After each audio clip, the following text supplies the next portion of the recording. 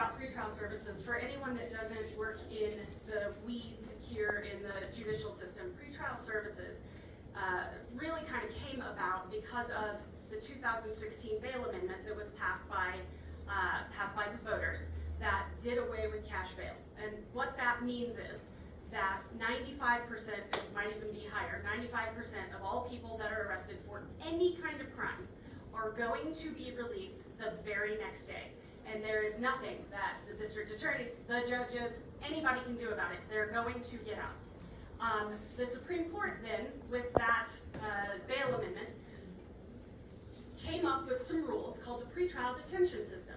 And it is not a good system, and it puts a horrible burden on law enforcement, on the state, in order to get anyone help. And what it has essentially meant is that only the very worst of the very worst get help, and sometimes not even those people. And I do not blame our district court judges, our magistrate judges for that. Those rules came from the Supreme Court. Okay, but as part of that, when people are automatically getting released, many of them, a huge percentage, are getting put on pretrial services.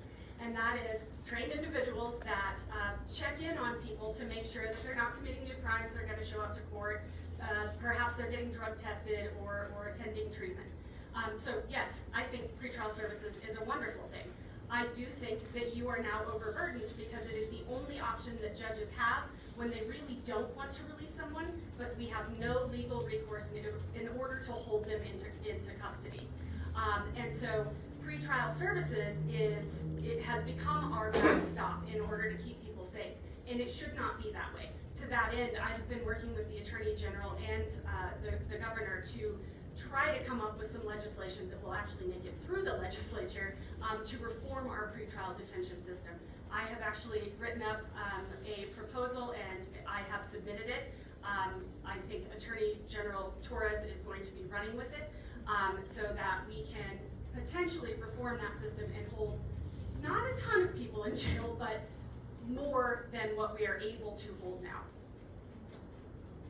So I think that, well, one, yes, pretrial services are good, necessary, understaffed as you're and need more resources, quite frankly, along with the entire criminal justice system. This was the constitutional amendment, as my opponent was addressing, and luckily, you've seen enough pushback from the criminal justice system as a whole that I believe that the Supreme Court, and Judge Wood, you may know better than me whether or not they've actually come down with the order, but I am aware that the Supreme Court is coming down with another order to address some of the issues with the pretrial detention process, creating exceptions so that we're not having to go, and it's called a preventative trial, or pretrial preventative detention, but it's 5409 is the rule. And there's a lot of, one, we have to file motions in the office within a certain amount of time because the individuals are incarcerated. But two, we have to prove up on this tier system on what actually makes somebody too dangerous, not only to themselves, to the public, or a flight risk, or a habitual offender.